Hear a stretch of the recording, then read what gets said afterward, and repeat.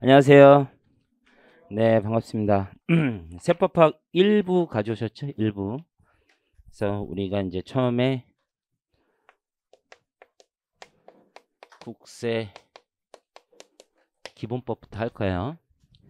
그래서 1부에서 국세 기본법 20점이 배점돼 있어요. 설명 안 해도 알긴 할 텐데 소득세법이 30점, 법인세법이 30점, 그리고 상속 증여세법이 20점 이렇게 배점이 돼 있어요. 그래서 여러분들 국세기본법은 1차 때도 공부를 조금은 했죠. 그래서 기본적인 용어 이런 것들은 조금 알고 있다라고 생각을 하고 이제 수업을 하면 돼요. 근데 이 국세기본법이 여기에도 영향을 미치고 여기 다 영향을 미쳐요. 그래서 법인세법 파트에서 문제가 나오는데 국세기본법 문제가 나온다던가 아니면 2부에서도 뭐 조특법 문제가 나오는데 국세기본법 문제가 나온다던가 하는 경우가 굉장히 많아요. 혹은 변호사 시험에 조세법이 있어요. 예를 들면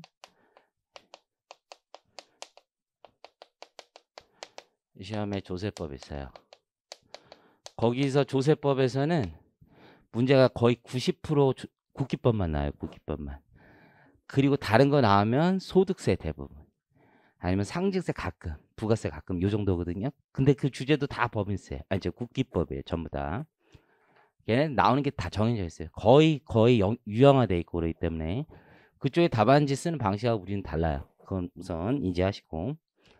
자, 그럼 국세 기본법을 가는데 자, 첫 번째 생각이 필요해요. 야, 우리가 국세 기본법은 왜 배우느냐? 그거부터 생각을 해야죠. 왜 배우느냐? 합격하려고 배우는 거죠. 뭐 다른 거 있죠. 근데 왜 필요한가를 생각해 봐요. 필요한 이유가 있을 거예요. 국세 기본법이 필요한 이유가 있겠죠. 응?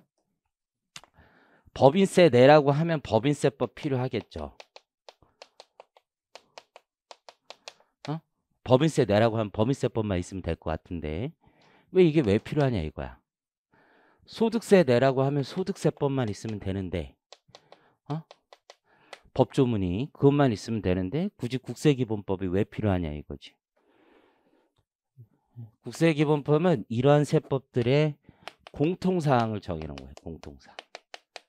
가장 첫 번째 공통사항. 이게 필요한 이유가 룰이 필요한 거야. 룰.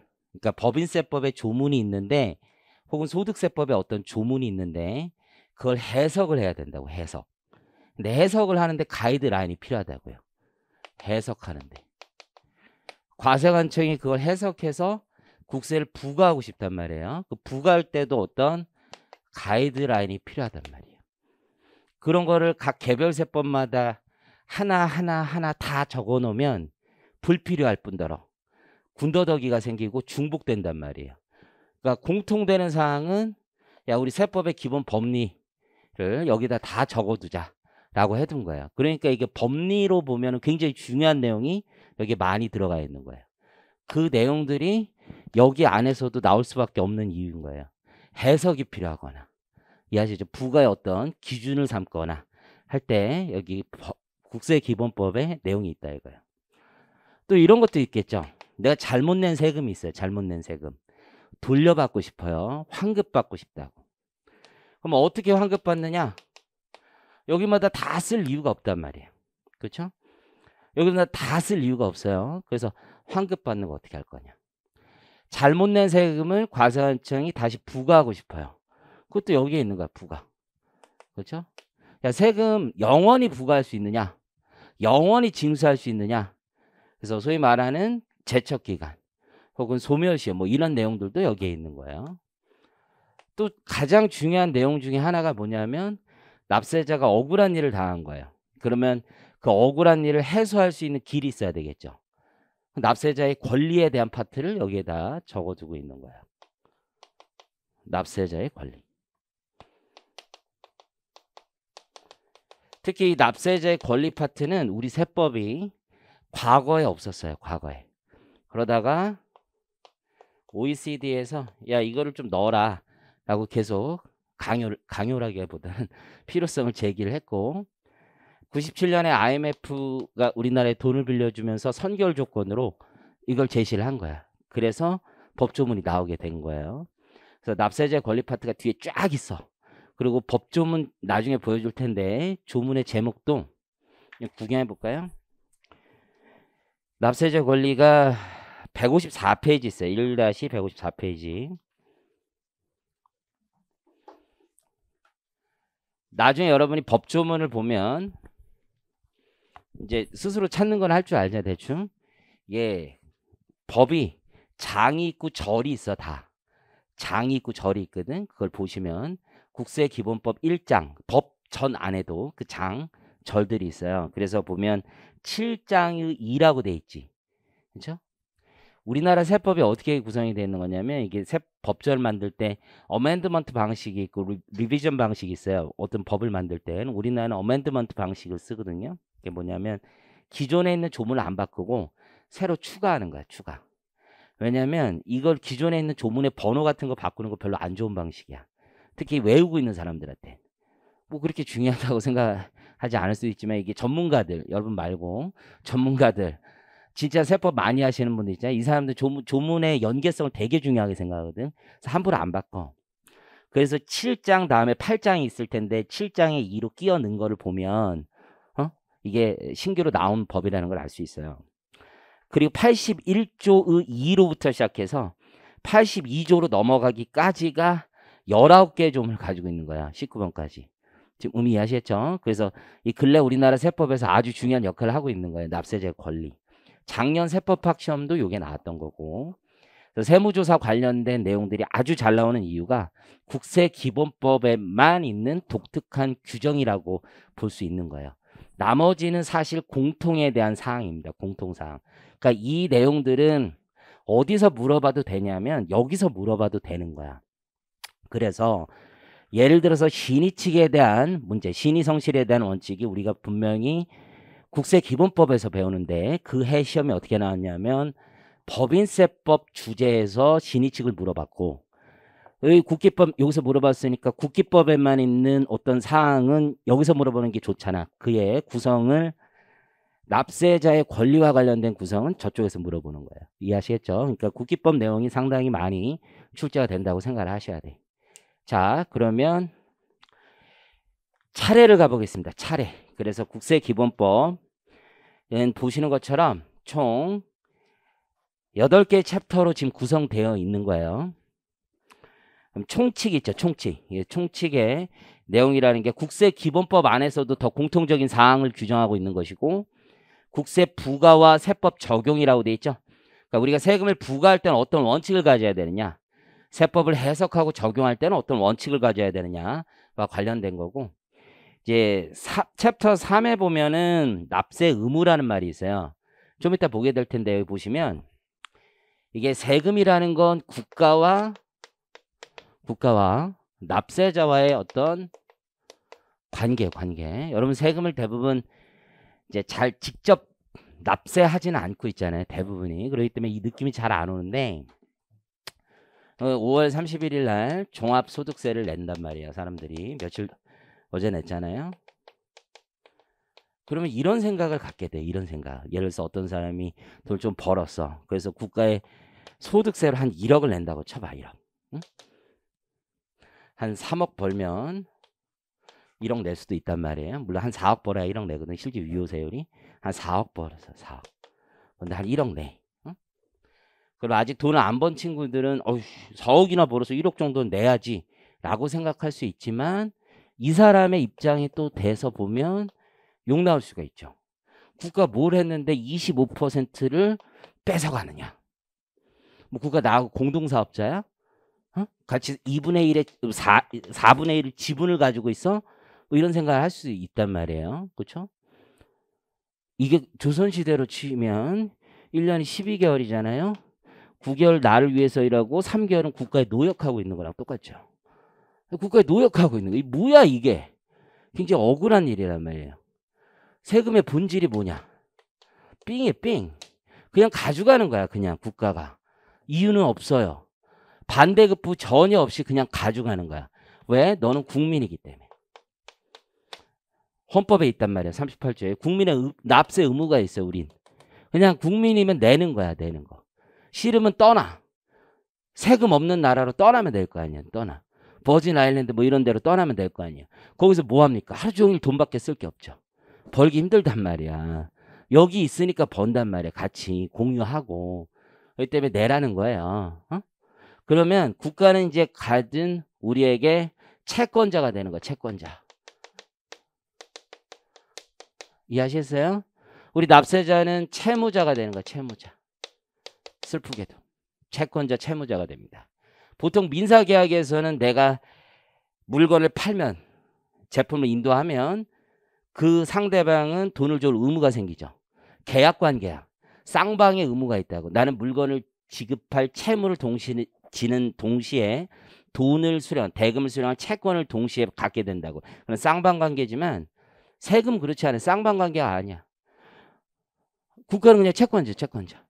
물론 국가가 우리를 위해서 다리도 놔주고 길도 닦아주고 하지만 나만을 위해서 하는 게 아니죠. 그렇죠? 같이 그냥 걷어서 일관적으로 쓰는 거란 말이에요. 이해하시겠죠? 그래서 이게 채권 채무 관계 성립한다고요. 근데 민사는 보통 계약 관계로 이러한 법률 관계가 성립하는데 이건 계약 관계가 아니야. 아주 특이한 관계인 거야. 아주 특이한 관계. 공법상의 관계라고요. 공법상의 관계. 그냥 법이 정해놨기 때문에 생기는 채권 채무 관계가 생기는 거예요. 아주 특이한 관계죠. 그게 세법에 의해서 생기는 거예요. 세법에 의해서. 우리 친구 소득세 내요 혹시? 괜히 본인이 지금 뭐 돈을 벌거나 그런 거 없을 거 아니야. 소득세 안 내는 이유가 뭐예요? 세법에 따라서 본인이 채무자가 아니기 때문이죠. 그죠? 그럼 세법에 뭔가가 충족이 된 사람만 세금을 내는 거죠. 무엇인가가 충족이 돼야지. 그 무엇인가를 우리가 과세 요건이라고 얘기를 하는 거예요. 과세 요건. 뒤에서 배우겠지만 이 과세 요건이 4가지가 있단 말이에요. 그래서 납세 의무자. 야, 누가 내야 되냐? 이 채무자 누구냐? 야, 뭐에 대해서 내야 되느냐? 과세 대상. 그리고 금액은 어떻게 산정하느냐? 과세 표준. 그리고 가장 중요한 것 중에 하나가 세율이란 말이에요. 세율. 이 4가지 과세 요건이 충족되었을 때 우린 채무자의 지위를 갖게 되고 국가는 채권자의 지위를 갖게 돼요. 근데 방금 얘기했던 대로 물건을 팔고 돈을 주는 건 계약서 한 장으로 끝나요. 그 계약서가 때로는 복잡하게 있더라 하더라도 당사자들의 의사표시로 확정이 된단 말이에요. 근데 이 세금이 굉장히 어려운 거야. 세법이. 이게 쉬우면 여러분이 지금 여기서 이렇게 공부할 이유도 없고 뭐 그냥 하면 되는 거죠. 이 4가지가 충족되긴 했는데 이론상으로 법률상으로 충족되긴 했는데 4개를 정확히 맞춰서 세금을 계산해야 될 거 아니야. 정확한 채무액을 산정해야 될 거 아니야. 그 세액을 산정하는 과정이 매우 복잡한 거예요. 아주 복잡하죠. 그래서 납세자 스스로 이걸 확정하는 방법도 있고 국가가 이걸 확정해주는 방법도 때로는 있고. 그럼 이해하시겠죠? 이것이 결국 납부를 통해서 소멸하는 과정을 거치게 된다고요. 그 일반론에 대해서 얘기를 해줘야 될 거 아니야. 일반론에 대해서. 법인세법 전에 저게 적혀 있는데 뭔가 잘못 적혀 있을 수도 있고. 그렇죠? 저 과세 대상이 뭔가 불분명할 수도 있고 뭐 이런 분들이 있겠죠. 해석을 통해서 국세기본법이 해결하기도 하고 저게 과연 일반론적으로 언제 성립하고 이해하셨죠? 저 과세 요건이 도대체 언제 성립하는 것이고 저 과세 요건에 충족돼서 언제 세금이 확정되는 것인지 그리고 도대체 언제 소멸하는 것인지에 대해서 국세기본법이 시점과 그 방법론을 다 정해놓은 거야. 그게 거기 3절에 있는 납세 의무예요. 그게 납세 의무의 성립과 확정이란 말이 있습니다. 그렇게 성립과 확정이 됐는데 이걸 확장시키는 내용들이 있는 거야. 확장. 그게 아주 중요한 내용 중에 하나고 뒤에서 우리가 연대 납세 의무나 혹은 제2차 납세 의무를 통해서 채무자의 확장 영역을 배우는 겁니다. 이해하시겠죠? 이걸 개별세법에 정해놓을 수는 없고 때로는 이 채무자의 재산을 강제 집행한단 말이에요. 징수 과정에서. 근데 이제 국가의 세금 채권, 조세 채권이 있고 다른 금융기관 혹은 세입자의 채권이 있을 때 어떤 것이 우선하는가 우선순위를 정해놔야 될 필요가 있다고요. 이렇게 확정된 돈의 우선순위. 그거 역시 국세기본법에 정해놨고. 채무자의 승계 또는 확장 영역이 거기 제2차 납세무. 때로는 양도 담보권이라는 게 있어서 그 담보권과의 우선순위를 정해놓은 거. 그게 국세와 일반 채권의 관계예요. 근데 이 국세와 일반 채권의 관계는 사실 국세기본법 말고도 다른 법률들이 적용되는 게 되게 많아요. 실무에 가면. 회생에 관한 법률, 뭐 공익채권 등등등이 있어요. 그리고 근로기준법도 있고 여러 가지 법률들이 있는데 우리는 그중에 국세기본법만 배운다는 사실에 더 집중하셔야 돼요. 오히려. 그러니까 오해하는 친구들이 이게 다른 법률하고의 관계에 너무 집중하는데 그거 중요하지 않고 우리는 국세기본법에 집중하시면 돼요. 다섯 번째 이제 과세와 관련된 내용입니다. 이 과세와 관련된 내용은 결국 부가권과 관련된 건데 이 세액을 어떻게 확정시키느냐 그리고 확정된 세액의 수정이 가능한가에 대한 얘기예요. 수정. 바꿀 수 있느냐. 바꾸는 방법이 두 가지가 있겠지. 국가가 세액을 올리는 방법. 국가는 언제든지 이 세액을 바로잡을 수 있는 권리를 줬어. 이게 세금이 굉장히 특이한 거예요. 인마들은 우리가 뭔가 좀만 잘못하면 언제든지 바꿀 수 있어. 그런 권리가 있어. 이해하시겠죠? 대신 그 절차가 위법하면 안 되는 것뿐이에요. 그리고 그게 세법에 맞아야 되는 것뿐이야. 그 절차가 위법했을 때 우리는 납세자의 권리가 있다라고 얘기하고 그게 챕터 8에 있는 납세자의 권리와 보칙에 대한 얘기가 거기에 많이 있는 거고 이해하시겠죠? 납세자 스스로 이 세액을 바꿀 수도 있어요. 그게 지금 챕터 5에 있는 과세 영역인 거야. 납세자 스스로 바꾸는 거. 바꿀 때 이 세액을 올릴 수도 있고 내릴 수도 있어요. 세액을 올릴 때는 국가가 납세자의 성실성을 추정해줘서 믿어줘 그대로. 그래서 그걸 수정신고라고 하고 세액을 돌려달라고 우리는 청구할 권리만 있는 거야. 그래서 경정은 청구라는 말을 쓰는 거예요. 청구할 권리만 있지 납세자의 청구와 동시에 그 세액이 확정되지는 않더라 이거죠. 그리고 납세자의 청구권은 어느 시기까지 되는 경우가 있어요. 기본적으로 이런 대본에 아주 유명한 말이 있어요. 한번 이제 조세 채무가 적법하게 성립된 이후에 그리고 나서는 조세 채권은 함부로 변경되지는 않는다는 거야. 아주 중요한 법리이기 때문에 잘 기억하시고 이걸 변경할 수 있기 위해서는 각가지 절차적 요건들이 필요하다. 그게 우리가 배우는 경정청구입니다. 돈 벌려면 여기를 잘해야지. 돈 벌려면 45조 얘기가 제일 중요한 점이에요. 여러분들 나중에 경정청구의 절차 이게 다 충족된다고 경정을 받을 수 있는 게 아니야. 국세기본법상의 요건을 충족했을 때만 돌려받을 수 있어요. 그래서 그게 이제 경정청구, 통상적, 후발적 경정청구. 이쪽이 시험에 아주 많이 나오는 파트가 되고 납세자는 스스로 세액을 확정시키는 걸 대원칙으로 해. 선진국 국가는 당연히 우리가 스스로 확정. 국가는 납세자가 성실하다고 추정하고 납세자의 장부를 믿고 납세자가 스스로 세금을 확정시켜줘 이렇게. 그런데 그렇게 믿었건만 배실 때렸어요. 납세자가 성실하게 납세 협력 의무를 이행하지 않았어요. 그럼 국가는 가산세를 부과합니다. 납세자는 그 납세 협력 의무 혜택에 대한 제재를 받게 되는 거예요. 그래서 이 가산세가 과연 무엇이냐 성질이 굉장히 어려운 거예요. 왜냐하면 이게 세금인지 아닌지부터가 불분명해. 뭔가 잘못했기 때문에 내는 거란 말이에요. 세금이라는 건 본질적으로 담세력이 있어야 돼. 담세력. 담세력이라는 건 낼 만한 능력.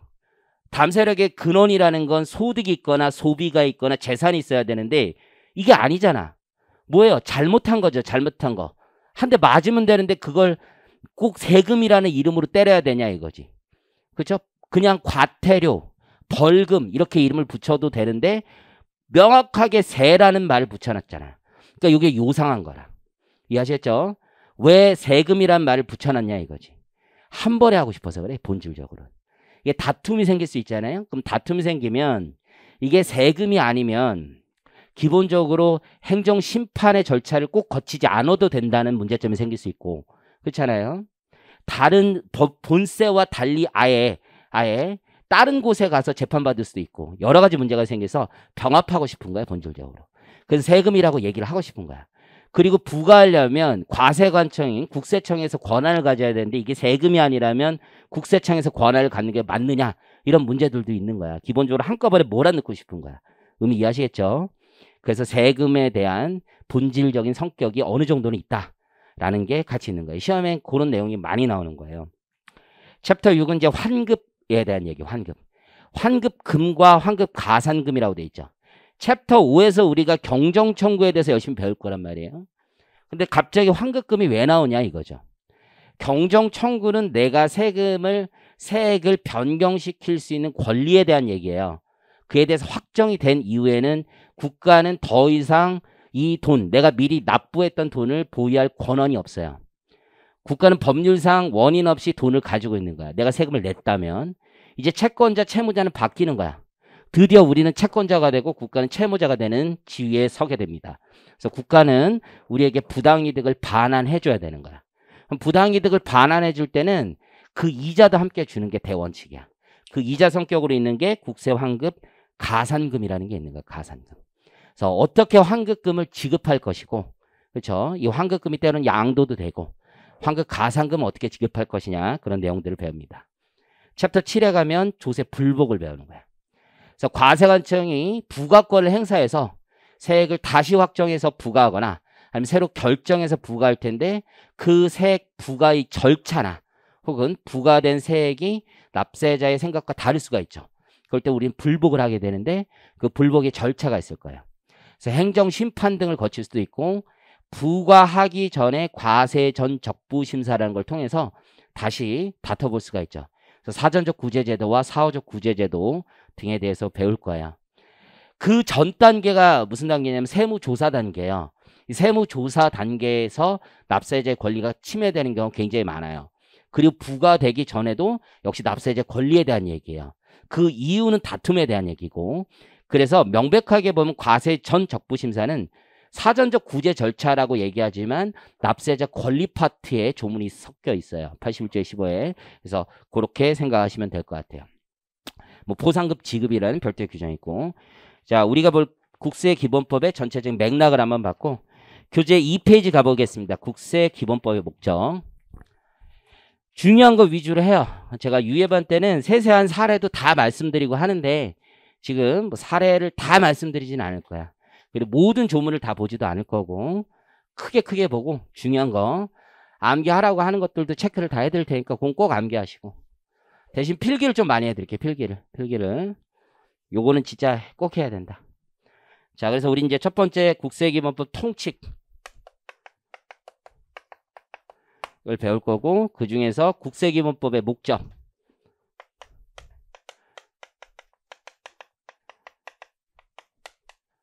자 국기법의 목적이 생각보다 중요해. 세 가지 크게 목적이 있다라고 보시면 되는데 이게 시험 문제와 관련이 꽤 있어요. 자 조문을 보면 이렇게 돼 있어요. 국세기본법은 이렇게 돼 있지. 모든 세법전은 각 세법의 목적과 정의를 1조 2조로 두고 있어요. 개별 소비세 요거 빼고는 대부분 그렇게 두고 있어요. 국세기본법은 국세에 관한 기본적이고 공통적인 사항, 제일 중요한 말이죠. 국세에 관한 기본적이고 공통적인 사항을 규정하고 있는 거야. 내가 필기하는 단어 정도는 계속 외우고 있는 거야, 여러분들. 하도 외우는 것 좀 알려달라지. 어? 기본적인 공통적인 사항. 그럼 여기서 우리가 뽑아내야 되는 되게 중요한 내용이 있는 거야. 국세기본법이 분명히 기본적이고 공통적인 사항을 규정하고 있어. 그럼 소득세법에 있고 법인세법에 있고 여긴 없는데 공통적인 사항을 규정하고 있다고. 그런데 국세기본법에 규정된 사항과 다른 내용이 개별세법에도 규정되어 있을 수도 있다 이거죠. 지금 의미 이해하셨어요? 그래서 개별세법에 우리가 만약에 특칙이 있다. 개별세법에 특칙이 없다로 나눠야 되는 거야. 여기서는 본질적으로 생각해보면. 개별세법에 특칙이 있으면 개별세법을 쫓아가는 거야. 이해하셨죠? 이게 대원칙이야. 대원칙. 모든 조문을 그렇게 할 수는 없지만 원칙적으로 이렇다 이거야. 근데 개별세법에 특칙이 없으면 국세 기본법을 쫓아갑니다. 자, 그래서 국세기본법에 정해진 사항과 개별세법에 정해진 사항이 다른 것들은 유념해서 봐야 되는 거야. 작년도 시험에 이런 게 나왔죠. 추계과세, 소득세법상 추계과세, 그리고 국세기본법에 근거과세가 있어요. 그 둘의 관계에 대해서 설명하고 돼 있어. 이걸 물어본 거야, 이걸. 국세기본법에는 근거과세 원칙이라는 건 장부의 근거에서 세금을 부과하라는 얘기야, 기본적으로. 그럼 장부가 없으면 국세기본법만 쫓아가면 추계할 수가 없어요. 추계라는 게 추정하여 계산한다는 거야. 그러면 끝이잖아. 하지만 우리 소득세법이나 법인세법 어느 세목에도 다 추계과세를 허용하고 있어요.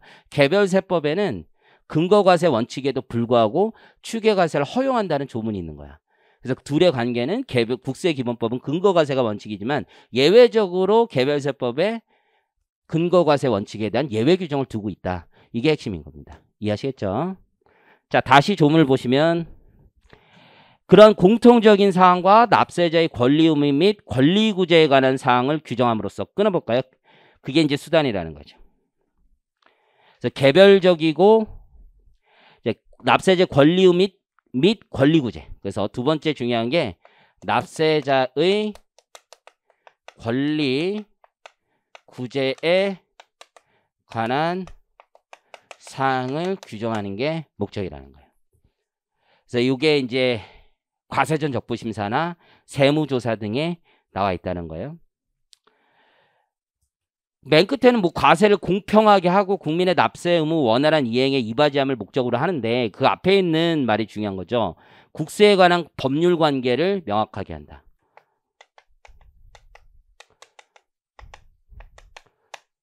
법률 관계를 명확하게 한다는 거. 법률 관계.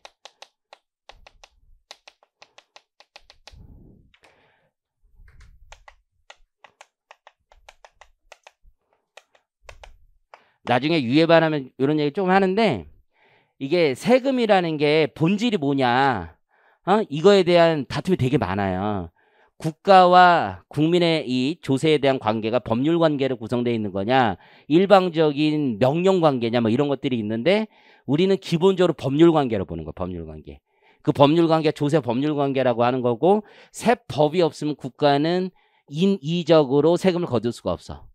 이게 시민사회의 기본적이지. 마그나 카르텔 이후에 기본적인 거야. 왕이 길 가다 야 돈 내놔 이게 아니란 말이야. 우리 모두가 합의해서 법을 만들었고 우리의 대표인 국회에서 법을 만들었고 그 법에 따라서 과세할 수 있는 거예요.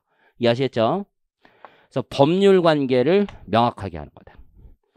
이게 핵심인 거고. 그 법률 관계의 핵심이 뭡니까? 과세 요건을 법에 정하라는 얘기예요.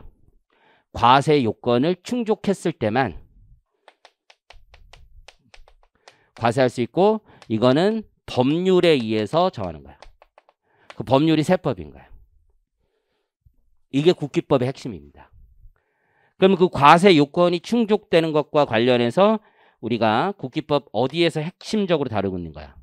납세 의무의 성립, 확정, 소멸 파트에서 다루고 있는 거야. 납세 의무의 성립, 확정, 소멸이라는 파트에서 다루고 있는 겁니다. 그래서 이제 소멸시효, 제척기간 이런 것들을 가지고 있는 거죠. 이게 조세 법률주의야 기본적으로. 법에 따르지 않으면 세금을 부과할 수 없다라는 거예요.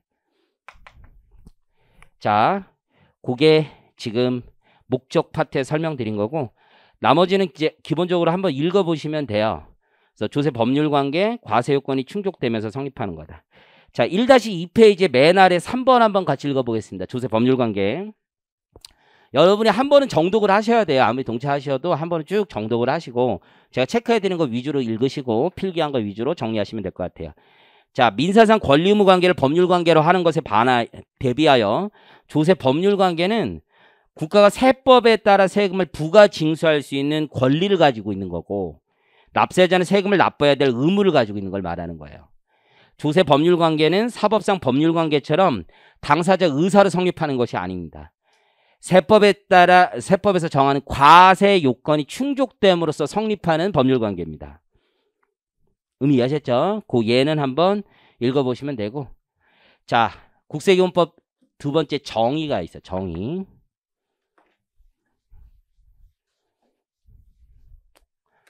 두 번째가 정의. 그래서 공통적인 사항을 정하기 위해서 국세기본법을 만들었는데 이제 국세기본법 파트에서도 어떤 정의가 필요하겠지. 앞으로 같은 용어를 계속 쓸 텐데 이 정의가 뭔지를 써야 될 거야.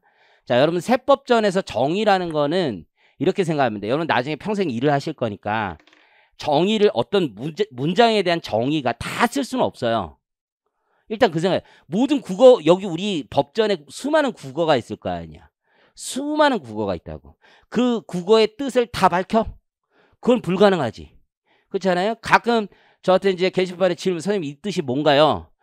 그 질문할 때가 있어요. 그럼 내가 처음 그렇게 질문하면 친절하게 그래도 표준 국어사전, 요즘 네이버가 국어사전 따와가지고 네이버 그냥 복사해서 갖다 붙이고 요거 네이버에서 내가 찾았으니까 다음부터는 찾아서요. 그래서 찾으세요. 그건 자기가 찾으면 되는 거야. 그렇죠? 그러면 기본적으로 어떤 말의 뜻이잖아. 말의 뜻. 정의는 말의 뜻이에요. 말의 뜻. 의미 이해하시겠지? 그래서 세법학 문제에서 정의를 써라 라고 할 때가 있어. 정의를 써라. 정의를 쓰는 건 진짜 조문에 있는 거를 그대로 써달라는 얘기야. 아주 간혹 써질 때가 있어. 그래서 정의를 써라라는 건 조문에 박혀있는 대로 쓰라는 얘기야. 의미 이해하시겠죠? 그럼 좀 비교를 해볼게요. 비교. 되게 많이 나오는 게 뭐냐면 되게 많이 나오는 물음이 뭐냐면 물음 1에 어떤 물음이든 야 의의를 써봐. 이럴 때가 있어. 의의를 써봐. 의의하고 정의하고는 조금 다른 맥락이야. 의의를 써봐라라고 했어. 의의. 응? 의의. 의의를 쓰라는 건 그 제도 등의 개념을 쓰라는 거야. 제도 등의. 이게 뭡니까? 한마디로 얘기해 달라는 거야. 이게 뭡니까? 응? 이게 뭡니까? 그래서 의의를 쓰라는 건 이 제도에 대한 이해가 바탕이 돼서 개념을 쓰는 걸 얘기하는 거야. 의의는. 그래서 보통 4줄 정도로 쓰시면 되는 거야. 4-5줄 많아야. 자, 한마디로 이게 왜 필요한지, 이게 어떤 효과를 가지는지를 쓰는 게 제일 중요한 거야. 그래서 의의를 쓸 땐 보통 이게 왜 필요한지, 왜 필요한지, 그거에 따른 세법상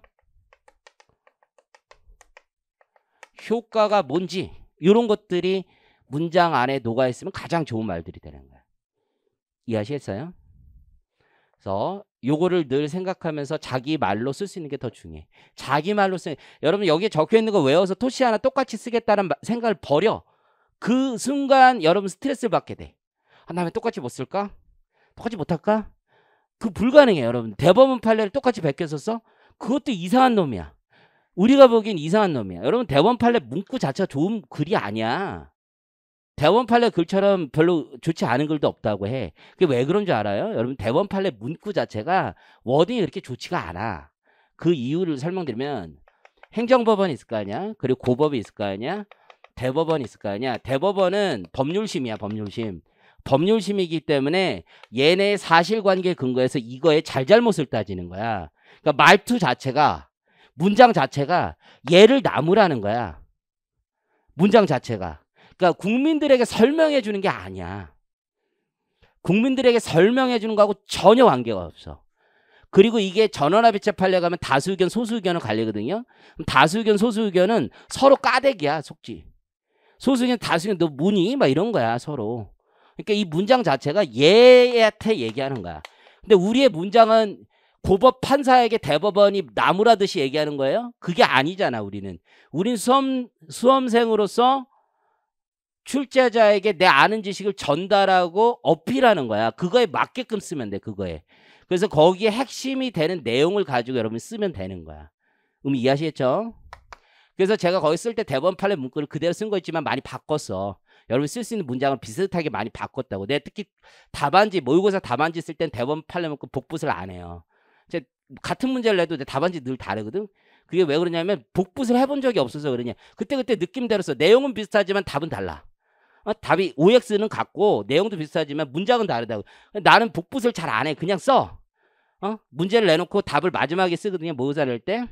답을 45분 딱 반 재서 써. 여러분 수준에 비슷하게 쓰려고. 잘 쓰면 진짜 잘 쓸 수 있어요. 그냥 담백하게 그냥 인간이 알아들을 수 있는 말 정도로 쓰는 거야. 인간이 알아들. 그냥 수험사에 맞게 한 80점 목표로 그렇게 그냥 글을 쓰는 거야. 자기 글로 쓰면 되는 거야. 자기 글. 여러분도 내 글하고 똑같이 필사하고 연습하는 것도 좋을 수도 있겠지만 자기가 아는 대로 자기가 표현하는 데 자신감을 가져. 자기 정화 능력이 있어요. 없지 않아. 선생님 저는 없는 것 같은데요. 넌 그럼 계속 떨어져. 그러니까 걱정하지 마. 영원히 못할 테니까 실수할 일도 없고 사고 칠 일도 없고 불행할 일도 없어. 그러니까 걱정을 하지 마. 붙을 사람은 자기 정화 능력이 있어. 스스로를 믿으세요. 여러분 다 돼. 여기 있는 분들 다 1차 시험도 합격했거나 합격할 분들이기 때문에 다 자기 정화 능력이 충분히 있어. 다 돼. 다. 그 노력을 하는 게 더 빨라. 외우는 것보다. 내 생각은 그 노력을 하는 게 훨씬 더 빨라. 그 원리를 내가 알려드리는 거야. 의의는 이러한 제도의 필요성이 왜 있는지하고 이 효과가 뭔지를 집중적으로 생각해서 여러분이 말을 만들어서 계속 써버릇하다 보면 잘 쓸 수 있어. 그리고 세법도 그렇게 계속 공부하는 거야. 자, 그러면 정의는 이런 거야. 말의 뜻인데 의의는 이런 거야. 자, 그러면 정의가 필요하냐? 이런 생각이 필요하지. 정의. 아니 국세기본법에 나오는 말들이 더럽게 많을 테고 우리가 법인세법전도 보면 정의가 있고 소득세법전도 보면 정의가 있단 말이야. 더럽게 많다고. 더럽게. 응? 더럽게 많은데 왜 정의를 꼭 써야 되냐. 이거 말이 많은데. 그렇죠? 이유가 있을 거 아니야. 이유. 정의가 필요한 이유. 그 이유는 두 가지 정도로 압축해 볼 수가 있어요. 첫 번째는 도무지 일반인들을 이해할 수 없는 용어이기 때문에. 일반인은 이해가 안 돼.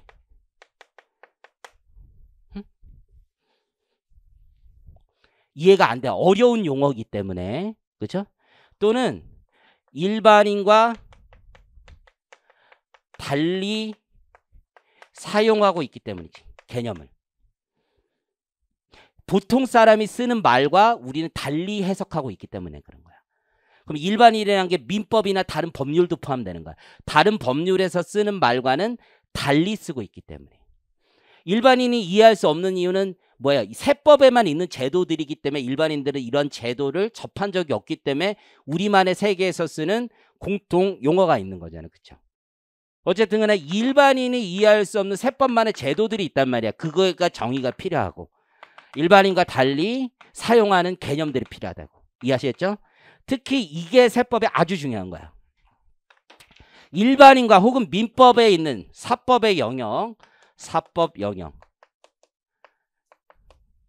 다른 법률, 그러니까 다른 법률의 영역과는 다르게 쓰는 말들을 우리는 세법에서 고유 개념이라고 해요. 뒤에서 배워요. 세법만 쓰는 용어가 있는 거예요. 세법만 쓰는 용어.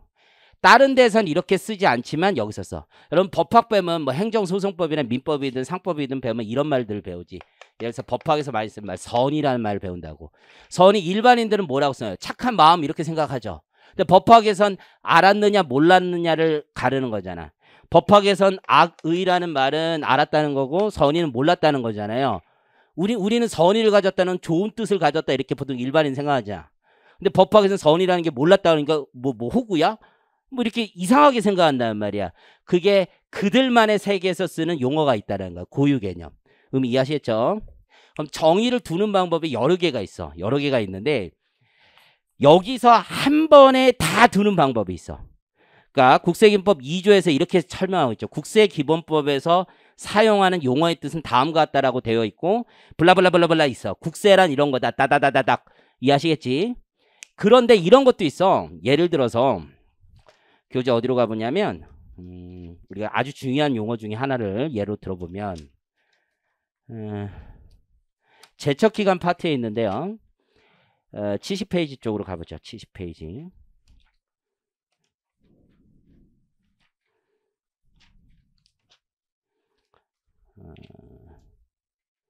70. 저 앞쪽에 있는데 제척기간은 일반적인 65페이지 가보겠습니다. 65페이지 가보면 이렇게 돼 있어요. 그 26조의 2가 있어요. 26조의 2. 거기에 1항 2호를 보면 이렇게 돼 있어요. 납세자가 대통령령으로 정하는 사기나 그 밖의 부정한 행위라고 돼 있고 가로치고 부정행위라고 돼 있거든요. 그 실제 조문을 가보면 이하 부정행위라고 한다 이렇게 돼 있을 거야. 실제 조문을 가보면. 자, 요거는 일할 때 이제 의미가 있는 건데, 자, 보세요. 요 말은 되게 중요해요. 우리 올해 시험에서도 아주 중요한 용어가 될 거고. 그러면 세법전에서 부정행위라는 말을 쓸 때 부정행위란 말이 불명확하잖아. 아주 정확한 말 아니죠. 어떤 게 부정인지에 대해서는 사람마다 생각이 다 다를 수 있단 말이에요. 그렇죠? 우리나라 세법으로 먹고 살기 되게 좋아. 우리나라는. 내가 그런 얘기 옛날에 했는지 모르겠는데. 예를 들어서 프랑스 같은 경우는 세법으로 먹고 살기가 좀 힘든 나라래. 왜냐면 말이 너무 명확해. 그쪽은. 단어 쓰는 게 너무 명확하면 다툼이 없어. 다툼이. 그렇죠? 하지만 우리 국어 자체가 우리 민족성도 그렇고 좀 불명확하죠. 우린 여지를 남겨둔 거, 여백의 미라고 해서 예전부터 좀 남겨두는 걸 좋아해. 그래야 다툼이 있어. 다툼이. 그렇잖아요. 그렇죠? 항상 그렇거든. 그 법에서 이하 부정행위라고 해놨단 말이야. 그럼 부정행위의 정의에 대해서 되게 자세하게 써놔. 그리고 이제 국세기본법 26조의 2를 읽을 때 이후부터는 부정행위라는 말이 있으면 부정행위라는 말이 있으면 다 똑같은 뜻이라는 거야. 다 똑같은 정의를 물고 갈 거라는 뜻이야. 그럼 이해하셨어요? 나중에 여러분 일을 할 때 법조를 볼 때 이렇게 돼 있어. 어떤 단어를 치고 가로치고 이하 이 장에서는 혹은 이하 이 절에서는 이하 이 조에서는 그러니까 이 조문이 있고 조가 있고 절이 있고 장이 있잖아. 그 장에서 이 용어의 뜻은 이렇게 한다. 이렇게 할 때도 있어요. 그러니까 정의의 스콥, 범주가 어디인지를 정확히 보고 우리가 일을 해야 되거든. 지금 의미 이해하셨죠? 그래서 거기 부정한 행위라고 하고 부정행위의 정의를 26조 이하에서는 계속 같은 뜻으로 쓰겠다라고 하는 거야. 이런 식으로. 의미 이해하셨죠? 그래서 어떤 조문의 정의라는 게 굉장히 다양하게 존재한다라는 거야. 쫓아오시겠죠? 그리고 저 고유 개념이라는 말도 잘 기억을 하시고 그러면 이렇게 정의가 필요 없는 문장들도 있을 거 아니야. 그럼 일반인이 쓰는 말로 그냥 갖다 쓰면 되는 거야. 법원은 항상 그렇게 해석해. 법원은. 근데 그 일반인의 범주가 사실은 굉장히 다르다고 볼 수도 있죠. 무슨 얘기냐면 일반인이라는 게 판사님이 보기에 나는 일반인 정도는 될 것 같아. 판사님이 보시기에 어떤 글이 있으면 그걸 해석하는데 보통 다른 법률에 문구가 있으면 다른 법률을 따와서 아, 이 뜻이구나 이렇게 이해할 수 있어요. 근데 뭐 내 친구 앞에 앉아서 그런 거야. 그래서 나는 좀 판사님이 보시기에 이 친구는 일반인이 아니라 일반인보다 좀 못한 사람일 수도 있어요. 이런 애들은 우리의 영역이 아니야 일단. 저는 그거 자체를 이해 못하는데요. 이런 거는 너의 부지야 부지. 그냥 모르는 거기 때문에 아무 생각이 없는 거야. 자, 두 번째는 그러면 보통 사람이 쓰는 용어가 있어. 근데 세법에 정의가 따로 없어. 이해하시겠어요? 그러면 어쩔 수밖에 없냐면 다른 일반인이 쓰는 용어를 무조건 가져오는 거야. 그걸 차용이라고 하는 거야. 차용. 그러니까 세법 해석에서 되게 중요한 거야. 다른 일반인이 쓰는 해석으로 가져와야 된다. 쫓아오시겠죠? 근데 또 이게 어려운 거야. 야, 이거 그대로 가져오니까 이 제도하고 어우러지지가 않는 거야. 이걸 그대로 조문의 말뜻 그대로 해석하면 물리 해석하면 그래야 될 것 같은데 앞뒤 맥락을 보니까 이게 세법에 우리 이 제도나 이 장의 취지하고는 전혀 맞지 않는 해석으로 이끌어간다는 거죠. 그럴 때는 나중에 배우겠지만 한목적적으로 해석한다 이렇게 얘기를 하고 있는 거야. 지금 의미 이해하시겠어요? 그래서 우리가 그게 팽팽하게 대립돼 사건마다 다 다르게 해석하는 거야. 다르게 결론 낼 수는 없지만 자 그래서 우리 정의라는 말들이 지금 왜 필요한지 앞으로 세법의 해석에 있어서 아주 중요한 기본 가이드를 알려드린 거야. 자 여기서 정의서 우리 중요한 거 만책합니다. 자 첫 번째 원천징수. 그래서 여기 정의에서 중요한 거 1번 원천징수 2번 가산세 이 두 개 제일 중요한 거야. 3번 다음 페이지 넘기면 세무조사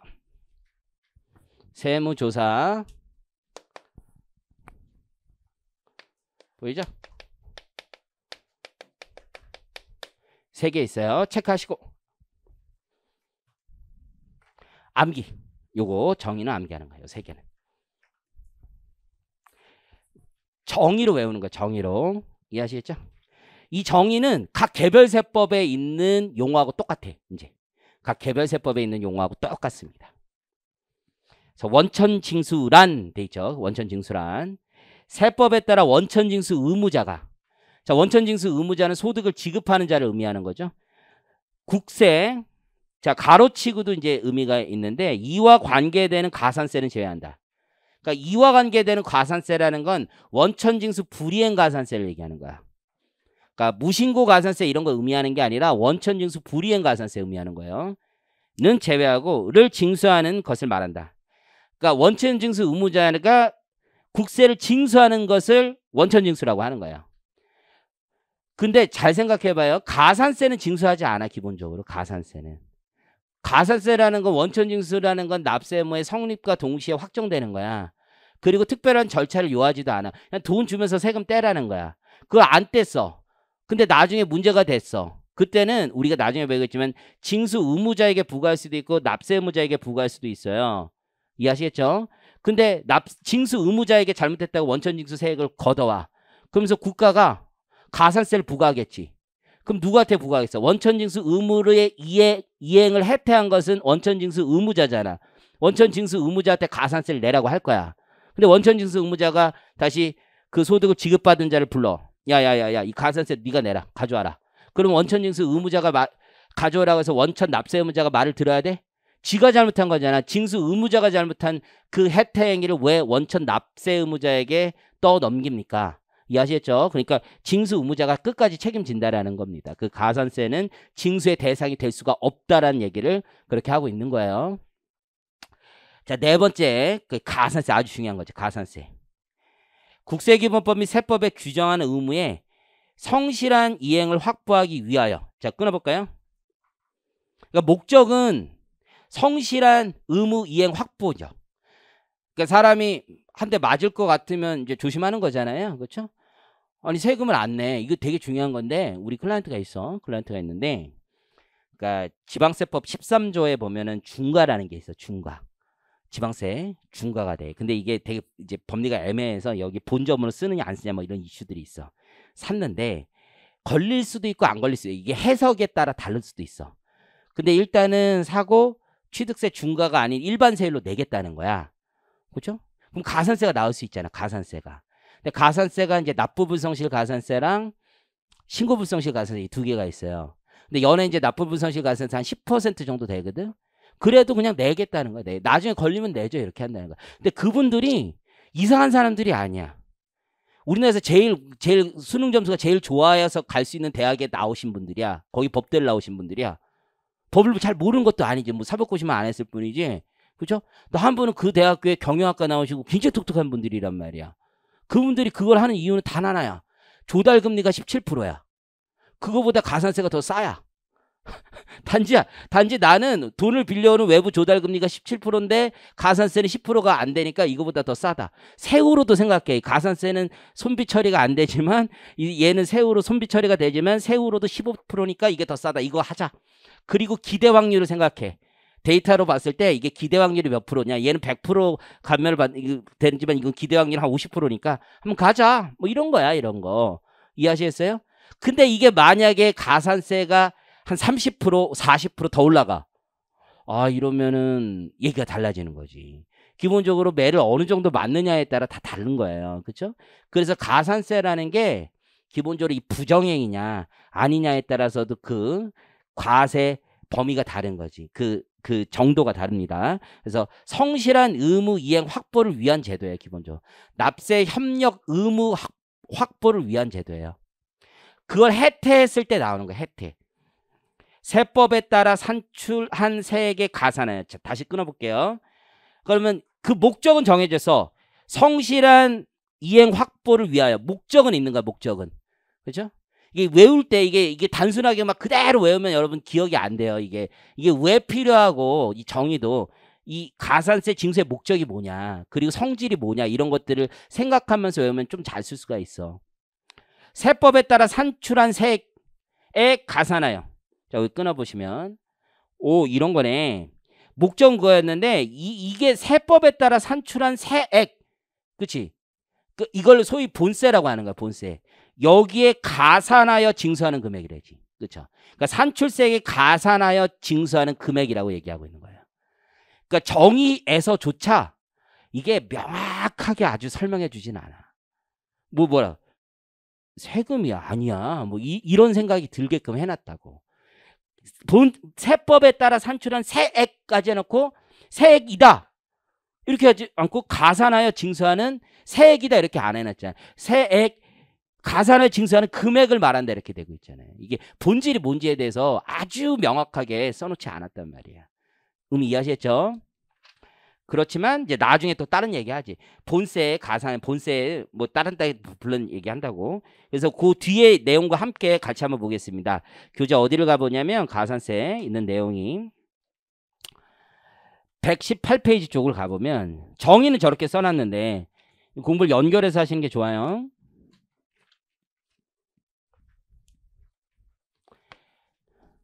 그리고 나서 가산세부가 47조에 가보면 아까 분명히 성실한 의무 확보를 위해서 산출한 세액에 가산하는 금액이라고 해놓고서는 다시 47조 2항에 가보면 뻘쭘하잖아.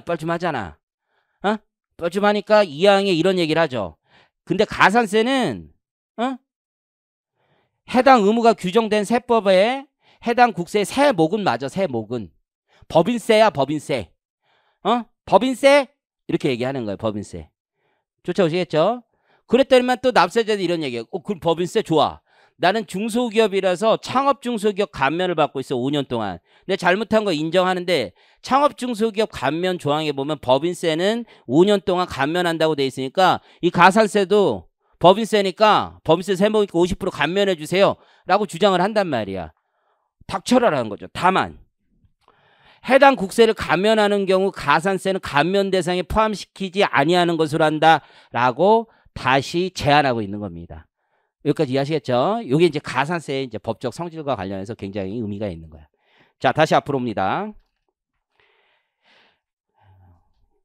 4페이지에 특수관계인이 있어요. 특수관계인은 뒤에서 보게 될 거고 특수관계인은 법마다 달라. 그래서 법인세법의 특수관계인, 소득세법의 특수관계인 다 달라. 국세기본법의 특수관계인. 여기서 말하는 특수관계인은 국세기본법상 법률을 적용할 때 특수관계를 의미하는 거야. 여러분 가장 어려운 특수관계인 범위는 상속증여세법입니다. 거의 제일 어려워. 실제로 할 때. 법인세법상 특수관계인 조문이 때론 국세기본법을 차용해서 다른 법률을 차용한단 말이에요. 차용해서 스타트할 때도 있고 여러 가지 다양하게 규정이 돼 있어. 지금 우리는 기본적으로 이렇게 돼 있어. 근데 여기에 있는 것과 유사할 뿐이야. 여러분들 기본적으로. 의미 이해하시겠죠? 자, 그러면 하나만 볼게. 1-5페이지 한번 잠깐만 보시면요. 거기에 특수관계인의 정의에 친족관계, 경제적 연관관계, 경영 지배관계 뭐 이런 것들이 있어요. 지금 보이죠? 국세기본법에 여러분 놀라운 거 하나 알려줄까? 나와 A가 있어. A 법인이 있고 거기 갑의 주주 한 3% 주주가 있어. 그 사람과 나는 특수관계인 아니야. 국세기본법상은. 조문이 없어. 소득세법엔 주주라는 말조차 없어. 소득세법은 개인이 아니기 때문에. 이해하셨지? 법인세법 가야 주주가 있어. 법인세법 가야. 거기 예를 들어서 경제적 연관관계 뭐 이런 거 있잖아. 여기에는 주주가 안 보여. 법인세법 가야 주주가 직접 주주가 있어. 그게 다 조문이 다른 거야. 여러분들. 오해하면 안 돼. 이해하시겠죠? 자, 다시 왼쪽으로 와서 13번에 세무조사 꼭 외워야 되는 거. 세무조사. 이게 세무조사라는 게 이제 납세자의 영업의 자유를 침해하는 어떤 국가 행정행위예요. 굉장히 어려운 거야 이게. 납세자는 세무조사 받으면 마음이 쫄리고 힘들단 말이야. 그러면 국세청에서는 행정행위로 볼 수 있는 여러 가지 행위를 할 수가 있어요. 국세청 직원이 예를 들어서 이 친구한테 땅을 팔았어. 아파트를 팔거나 부동산을 양도했어. 그리고 이 친구가 사서 다시 양도를 해. 그러면 이 친구가 나중에 양도를 했는데 취득가액이 있을 거 아니야. 국세청이 취득가액이 의심스러워. 그 양도세 신고한에 얘한테 물어볼 수도 있어. 전화를 해서 그때 그거 맞아요? 이렇게 물어볼 수도 있단 말이야. 그럼 얘가 세무조사 받는 거야 안 받는 거야? 애매하잖아. 그렇죠? 그리고 얘는 전화만 받았어. 세무조사 받은 거 안 받은 거 애매하잖아. 근데 본인이 국세청에서 전화를 받는다고 생각해봐. 그러면 느낌이 어때? 국세청에 저는 국세청인데요. 지금 지난번에 양도세 신고하신 거 그거 좀 이상해서 전화를 드렸는데 물어보려고 전화를 드렸습니다. 느낌이 어때? 어? 이상해요? 나 같은 보이스피싱이라고 신고한다고 그럴 것 같은데 어쨌든 간에 피싱 아니야? 이거 뭔데? 뭐 이럴 것 같은데 anyway 납세자는 쫄게 돼 있어. 쫄게 돼 있다고. 이해하셨죠? 이 보이스피싱이 많아가지고 옛날에 전화할 거를 전화를 요즘 잘 안 해요. 국세청도 신고를 많이 나해. 담당자분들이 진짜로 경찰에 신고하는 애들이 많은 거야. 이 장난 아니? 이 새끼야 막 이러는 게. 그러니까 국세청도 이제 쪼르니까 자꾸 뭘 보냐면 서면으로 많이 보내 확인서. 그럼 우리 그 서면 받아보면 이제 놀랜단 말이에요. 사람들이 별것도 아닌데 그렇잖아요. 특히 옛날에 자기가 세무조사 한 번만 받아본 사람은 국세청에 국자만 봐도 싫어해 다. 기본적으로 그래요. 나도 얼마 전에 뭐 나는 이제 종합소득세 안 내면 이런 거 있잖아. 안 내면 이런 거는 이제 카톡으로 받게끔 내가 다시 신청했어. 와이프가 이제 보고 내 수익 금액 이런 거 자꾸 봐가지고 내가 아주 싫어가지고 내가 어쨌든 간에 그래도 뭐 공인중개사 뺏겼기 때문에 지금 뭐 인생이 제 없어요. 근데 이게 근데 또 얼마 전에 뭐 세무조사 통지서 비슷한 게 왔어요. 뭐 무슨 자료 해명 뭐 왔더라고. 그래서 근데 와이프가 또 그걸 열어봐. 왜 열어본지 나 모르겠어. 나의 개인정보 아닙니까? 뭐 열어봐서 사진까지 그게 뭐니? 막 무슨 이거 신고 이거 어떻게 한 거니? 막 물어보는데 좀 그래요. 그거는 좀 그래서 내가 이제 이거 어떻게 해야 되냐 그랬더니 전화해서 이거 자꾸 집으로 보내시는데 이거 집으로 안 보내게 어떻게 그때 이제 영업소로 이제 그 주소 바꿔놓으라고 하더라고. 근데 사업자 등록지에 대표이사가 아니면 또 영업소 쉽지 않다고 뭐 어째 직장을 해주세요. 직장을 무조건 직장으로 해주세요. 그래서 직장인데 해커스를 적을까 여기 회계법인 적을까 살짝 고민했는데 anyway 그래서 어쨌든 납세자에게 과연 세무조사하는 게 뭐냐 이건 되게 애매한 거야. 특히 과거에 내가 세무조사를 한번 받았으면 다시 재조사가 금지된단 말이에요. 그럼 다툴 때 제일 먼저 다투어야 되는 게 옛날에 내가 전화 받은 게 세무조사였다면 재조사가 안 되는 건데 과거에 그 전화 받은 게 아무것도 아니었다면 세무조사는 재조사가 아니란 말이야. 이번에 하는 건. 그럼 이해하시겠죠? 그래서 세무조사의 정의가 굉장히 중요한 거야. 가보시면 세무조사란 국세의 과세표준과 세액을 결정 경정하기 위하여. 자 그러면 목적이 뭐야? 과세표준과 세액을 다시 수정하기 위한 거죠. 과세표준과 세액을 바꾸기 위한 거야. 세무조사는 목적이 과세표준과 세액을 바꾸기 위한 거예요. 친해지려고 뭐 이런 거 아니야. 과세표준과 세액을 바꾸기 위한 거야. 출발이. 그러니까 키워드는 과세표준과 세액이 있어야 되는 거야. 이해하셨죠? 바꾸기 위하여 자 내부에서 여러분들 이게 과세 예고 통지나 과세 통지서가 우리한테 질문 한번 안 하고 그냥 던져지는 경우도 있어요. 되게 많아. 왜냐면 연락이 안 되는 경우가 있어서 또는 여러 가지 이유 너무 명확해서 질문할 필요도 없어. 혹은 얘한테 질문하지 않고 여한테 질문을 해서 나올 수도 있어. 뭐 여러 가지 이유로 이해하시겠죠? 그래서 목적은 정해졌는데 how가 있어야 되겠죠. how. 그렇죠? 거기 동그라미 쳐볼까? 질문한 거야, 질문. 세무조사가 영어로 뭐냐면, 세무조사가 영어로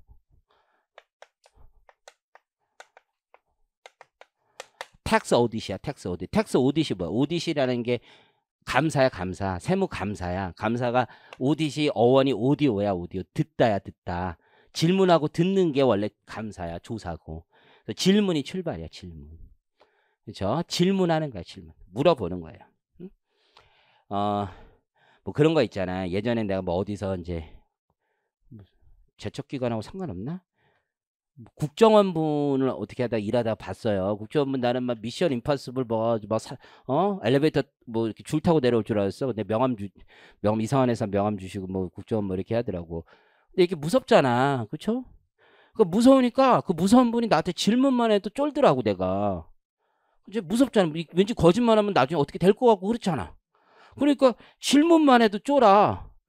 그게 제가 그런 건 아니었는데 뭐 이렇게 얘기가 되고 회계사님 뭐 이렇게 하면서 회계사님 이거 알고 계셨어요? 근데 알고 있었는데 이걸 얘기를 할까 말까. 내 세무 공무원이었으면 많이 봤으니까 이렇게 쫄지 않고 얘기해야 돼요? 뭐 이렇게 얘기를 했을 거야 하면 몰랐는데요? 그냥 뻔뻔하게 거짓말 했을 거예요. 뻔뻔하게. 그렇죠? 몰랐는데요? 왜요? 뭐 이렇게 얘기를 했을 거야. 근데 국정원 직원이 나 처음 보는 사람이 선생님 이거 알고 있었잖아요. 이렇게 딱 대놓고 물어보니까 아 진짜 쫄리더라고. 아 이거 얘기를 해야 되나 말해야 되나. 그래서 내가 순간적으로 화장실 일단 갔다 와서 얘기 좀 하면 안 될까요? 배가 아파서 이렇게 거짓말하고 순간적으로 생각을 해서 국정원 다닌 친구한테 전화해서 야야야 이거 어떻게 해야 되냐 그랬더니만 전화를 딱 하니까 걔네 컬러링 미션 임파서블이에요. 그래가지고 야 이거 물어보는데 이거 진실 얘기 안 하면 내가 어떻게 되니 물어봤더니 걔가 그거 얘기하지 마 뭐 이렇게 하더라고. 그 걔들도 모르고서 얘기하는 거야. 막 이렇게 질문 기법을 알려주더라고. 그래서 당당하게 나와가지고 배가 많이 아팠네 이러면서 시작했지. 내가 가서 몰랐는데요. 그랬더니 진짜 알고 있었던 거 아니에요? 아니요 몰랐어요. 왜 그래요? 막 이제 조사 공무원처럼 이제 또 됐더니 아 그러시군요. 뭐 이렇게 하면서 그래서 왜 이렇게 웃으세요? 또 뭐 이렇게 얘기하고 갑자기 사람이 또 그러면 그렇죠. 왜 이렇게 웃으냐? 웃음이 많아요. 뭐 이렇게 얘기가 그랬었는데 어쨌든 간에 그런 거지. 질문하면 사람들은 쫄아요. 질문 제일 중요해. 질문하고 과세 자료를 수집하는 거야. 이게 테크닉하게. 질문만 하거나 끝나는 게 아니라 장부 서류 또는 그 밖의 물건을 자 동그라미 검사 조사하는 거야. 검사 조사하는 거예요. 검사 조사. 이게 핵심이지. 질문하고 각종 장부 등을 검사 조사하는 거예요. 그거 안 주면 제출을 명하는 거야. 제출을 명하는 거. 안 주면 제출을 명하는 거예요. 이해하셨죠? 그럼 우리가 끝까지 안 주면 그런 생각 해봐요. 제출을 달라고 그래. 장부를 끝까지 안 주면 어떻게 할 거냐. 이것도 이제 문제가 되는 거지. 끝까지 안 주면 배째. 그게 이제 그 다음 문제인 거야. 그치? 현실 세계에서 그 제일 큰 문제가 될 거 아니야? 세무조사 하는데 달라고 해. 자료를 달라고 해. 조사관님이 국세청이 어머니가 아니란 말이야. 엄마가 아니야. 엄마한테는 거짓말했다가 두고 진실을 말하면 엄마가 좀 봐주잖아요. 국세청 그런 게 아니에요. 경찰, 검찰, 국세청은 얘기한다고 봐주는 게 아니야. 얘기하면 봐줄 것처럼 얘기하지만은 그게 다 테크닉일 뿐이란 말이에요. 나중에 딴소리 한단 말이에요. 나중에. 그러니까 우리가 이게 어디 질문하고 검사할 때 배째 이렇게 얘기하는 몰라. 이때가 제일 중요한 거지. 현실 세계에서도 그리고 법원 판례에서도 이게 제일 많은 것 중에 하나. 배째 이렇게 배째. 안 줘 막 이런다고. 예를 들어서 내가 그 지방이전 감면이 있었거든. 지방이전 감면이 있는데 대표이사가 이제 출퇴근을 했는지가 이제 핵심 중에 하나였어. 그때 조사할 때. 출퇴근 그러니까 지방에 맨날 출근했는지 서울에 집이 있으니까 서울에서만 사는지 이러면 이제 지방이전 감면이 안 되냐 뭐 이런 이슈가 있었는데 하이패스 가져오라고 하시는 거 하이패스. 어? 없다. 우리 하이패스. 배째. 그러니까 하이패스에 직접 조회를 하셔야 된다고. 그러니까 피곤하지. 그러니까 공문 날려야 되고. 그러니까 하이패스 없어. 우리 왜 없어요? 그래서 나는 국도를 타요. 그냥 한 거야. 국도를 충북 음성 하는데 우린 국도를 좋아해요. 왜요? 그렇게 막히고 그러는데 이게 근데 내가 진짜 별 얘기 다 했다. 건강이 뭐라고 생각하십니까? 막 그렇게 해서 건강이라는 게 마음이 굳건하고 강건한 걸 얘기하는데 계절의 바뀜을 느끼는 사람이 건강한 사람이래요. 그래서 계절의 바뀜을 국도를 타면서 느끼고 싶어서 우리 사장님은 계속 국도를 타신다. 뭐 말도 안 되는 얘기를 하죠. 얼척이 없어. 무서워. 근데 웃으면 반쯤 이긴 거야 우리가. 어쨌든 간에 막 얼척. 하이패스는 아니 그러면 그럼 주유소 그 중간에 국도에서 주유소 쓴 거를 가져오라는 거야. 주유소. 기름을 아침에 집에서 꽉 채우고 넣는다고 하지. 꽉 채우고. 그럼 기름 아침에 채운데 거기서 가져오래. 매일매일 꽉 채우니까. 우리 현금 좋아한다고 막. 계속 막 그냥 말도 안 되고 차를 제칠 뻥카 치는 거야 막. 그러면 여러분들 이게 조세범 처벌법에 규정이 있어. 과태료 규정이 있어. 세무조사에 제대로 협조 안 하면 명했잖아. 명했는데 그걸 안 받아들였다고. 과태료. 이게 진짜 보면은 별거 아닌 거지. 별거 아니라는 생각. 야, 과태료잖아, 과태료. 이게 벌금도 아니야. 형사사건도 아니야. 그냥 배째 내가 주기 싫다는데 뭐. 내가 그렇게 잘못했어? 주기 싫다는데. 똑같은 거야. 야, 너 핸드폰 나한테 줘봐. 주기 싫지? 그거야. 넌 과태료도 없어. 걱정하지 마. 그렇죠? 그죠? 내 핸드폰 줘봐. 내가 카톡 좀 볼게. 뭐 이런 거 싫은 거 있잖아. 비밀이잖아. 내 비밀인데. 진짜 싫어? 섭섭하다. 한번 보여주면 안 돼? 한 번만 안 돼? 진짜 안 돼? 왜 너 비밀이 많아? 왜? 카톡 안 해? 카톡 하잖아. 거기 뭐 있어? 카톡 한 번. 표지만. 이렇게 꼬시는 거야. 꼬시면 그래서 계속 이렇게 안 하잖아. 과태료 없어. 걱정하지 마. 우리는 과태료 있을 수 있지만 계속 싫다고 하는 거야. 이렇게 수줍게 해도 되겠네. 나 괜찮은 방법이네. 나 다음에 해야 되겠다. 수줍게 해야 되겠다. 싫어요. 그래서 수줍게 해야 돼. 싫어요. 이러면서 부끄러워요. 이렇게 하는 것도 괜찮겠네. 어쨌든 그러는 거야. 그렇기 때문에 이 자체로 큰 문제는 없을 수 있어요. 근데 문제는 뭐냐면 수익 금액에 대해서 과세관청이 몰라. 근데 분명히 먼 거 있는 것 같아. 그러면 그때 추계할 수 있는 거야. 이해하셔서 추계할 수 있는 거야. 그럼 내 배째했을 때 내가 불리한 것도 있는 거예요. 추계. 근데 추계라는 게 납세자에게 추계할 만한 사유가 있어야 추계할 수 있는 거야. 그래서 법에서는 함부로 추계하게 안 되고 그 사유가 명확해야 되는 거야. 명확해야 돼. 추계 사유가 있어. 사유가 없으면 추계 못 해. 그래서 납세자가 제출한 장부 다 성실한 거고 기본적으로. 이해하시겠죠? 근데 비용 같은 거 있을 수 있지. 비용 같은 거 냈는데 비용이 가라. 이거 영수증이 허위다. 그럼 진짜 영수증 가져와라. 이렇게 얘기를 했어. 근데 나 수줍게 또 없어요. 그거 인정해 주세요. 이렇게 된다라고 되는 게 아니야. 납세자에게 유리한 영역이고 과세표준 산정에 있어서 납세자가 지배 관리하고 있는 영역에 장부들이 다 있으니까 법원에서도 그건 네가 내라. 이렇게 얘기를 하는 거야. 사실심 변론 종결까지 내야 되는 거야. 이제 그런 것들이 다 연결이 되는 거라 생각을 하시면 돼요. 거기 1-5페이지에 특수관계인 있어요. 특수관계인. 특수관계인부터 좀 쉬었다 할까요?